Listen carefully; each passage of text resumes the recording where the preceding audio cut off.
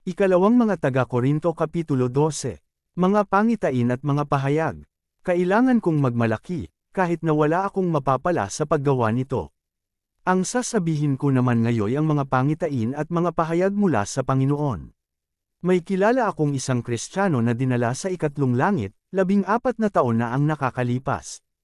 Hindi ko lang matiyak kung iyo'y isang pangitain lamang, o tunay na pangyayari, ang Diyos lamang ang nakakaalam. Inuulit ko, siya'y dinala sa paraiso.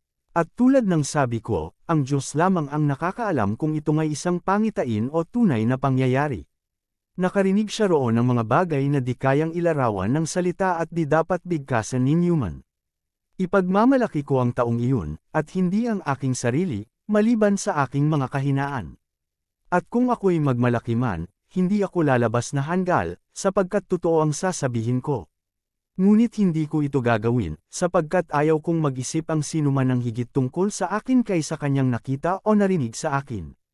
Ngunit upang hindi ko ipagyabang ang kamangha-manghang pahayag ng Diyos sa akin, ako'y binigyan ng isang kapansanan sa katawan na nagsisilbing sugo ni Satanas upang pahirapan ako, at nang sa gayo'y hindi ako maging palalo.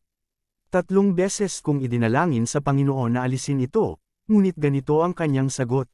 Ang pagpapala ko ay sapat sa lahat ng pangangailangan mo, lalong nahahayag ang aking kapangyarihan kung ikaw ay mahina. Kaya't buong galak kong ipagmamalaki ang aking mga kahinaan upang lalo kong madama ang kapangyarihan ni Kristo. Dahil kay Kristo, walang halaga sa akin kung ako may mahina, kutsain, pahirapan, yusagan at magtiis. Sapagkat kung kailan ako lalong mahina, saka naman ako nagiging malakas. Ang malasakit ni Pablo sa mga taga-Korinto. Ako'y nag-asal hanggal, ngunit kayo ang nagtulak sa aking gumawa niyon. Kayo sana ang dapat pumuri sa akin, dahil kahit na wala akong kabuluhan, hindi naman ako nahuhuli sa magagaling na apostol na iyan. Buong tiyaga kong pinatotohanan sa inyo na ako'y isang tunay na apostol sa pamamagitan ng mga himala at iba pang mga kamangha-manghang bagay. Paano nakalamang sa inyo ang ibang mga iglesia? Hindi sila nakalamang, liban sa pangyayaring hindi ako humingi sa inyo ng kahit anong tulong.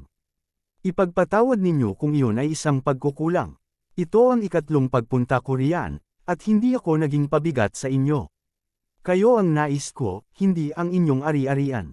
Ang mga magulang ang dapat mag-impok para sa mga anak, at hindi ang mga anak para sa mga magulang.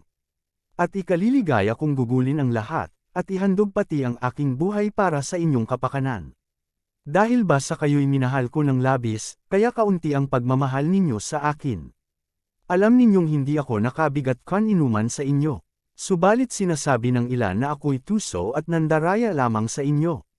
Bakit? Pinagsamantalahan ko ba ang inyong kabutihan sa pamamagitan ng mga isinugo ko riyan? Pinakiusapan ko si Tito na pumunta riyan at pinasama ko sa kanya ang isang kapatid. Si Tito ba'y nagsamantala sa inyo? Hindi ba't namuhay kami ayon sa iisang espiritu, at iisa ang aming pamamaraan? Akala ba ninyo'y ipinagtatanggol namin ang aming sarili?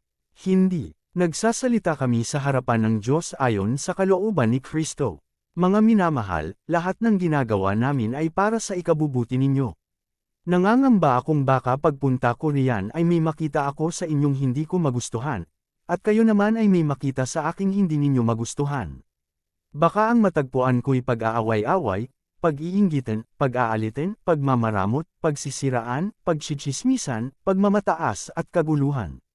Nangangamba ako na pagpunta kong muli riyan, hiyain ako ng aking Diyos sa harapan ninyo, at itatangis ko ang karumihan, pakikiapid at kahalayang hindi pa ninyo pinagsisihat tinatalikuran.